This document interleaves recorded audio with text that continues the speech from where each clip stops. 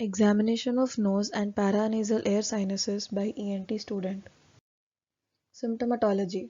A patient with disease of nose and paranasal sinuses presents with one or more of the following complaints: nasal obstruction, nasal discharge, post-nasal drip, sneezing, epistaxis, headache or facial pain, swelling or deformity, disturbances of smell, snoring, or change in voice, hyper or hyponasality.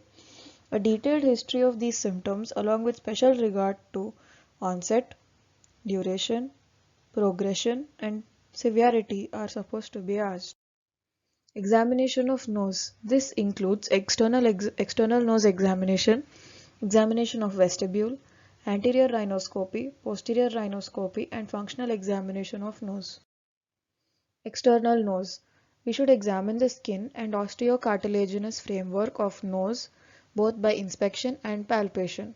Skin is examined for signs such as inflammation, furuncle, which could be furuncle, septal abscess, scars, operation or trauma, sinus, congenital dermoid, swelling for dermoid or glioma, or a neoplasm, basal cell or squamous cell carcinoma.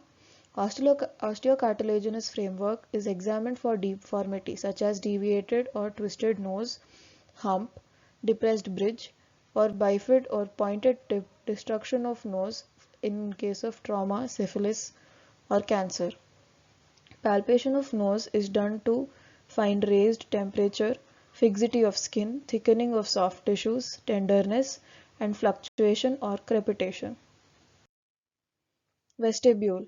It is the anterior skin-lined part of nasal cavity having vibrissae and can be easily examined by tilting the tip of the nose upwards. It is examined for a furuncle, a fissure in chronic rhinitis, crusting, dislocated caudal end of the septum, and tumors such as cyst, papilloma, or carcinoma. Rhinoscopy. It has two types, anterior rhinoscopy and posterior rhinoscopy. The technique of anterior rhinoscopy is: patient is seated facing to the examiner. A thudicum or Vienna type of speculum is used to open the vestibule. The speculum is held in the left hand by a right-handed person. If suppose the person is right-handed, the speculum is supposed to be held in the left hand. It should be fully closed while introducing and partially open when removing from the nose to avoid catching the hair. Light is focused at different sites in the nose to examine the nasal septum, roof, floor, and lateral wall. In posterior rhinoscopy, the patient sits facing to the examiner, opens his mouth and breathes quietly from the mouth. The examiner depresses the tongue with a tongue depressor and introduces posterior rhinoscopic mirror, which has been warmed and tested on the back of his hand.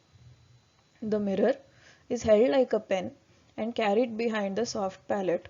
Without touching it on the posterior third of the tongue to avoid gag reflex, light from the head mirror is focused on the rhinoscopic mirror, which further illuminates the part to be examined. What should we look for in anterior rhinoscopy? We should look for nasal passage, which could be narrow or wide. Narrow in cases of septal deviation, hypertrophy of turbinates or growth, and wide in case of atrophic rhinitis. Septum. Septum for deviation or spur, ulcer, perforation, and swelling in case of hematoma or abscess, and growth in case of rhinosporidiosis and hemangioma. Floor of nose. Defect, cleft palate or fistula, swelling such as dental cyst, neoplasm such as hemangioma, and for granulations such as foreign body or osteotitis. Roof. It is not usually seen, but in cases of atrophic rhinitis it is to be observed. Lateral wall. We should look at the turbinates and myiasis only. The inferior and middle turbinates are visible and its corresponding myiasis can be visualized. What should we look for in lateral wall? Look for color of the mucosa, size of the turbinates, discharge, and mass. In color of the mucosa, we should see if it is congested, such as in inflammation, or pale, such as in allergy.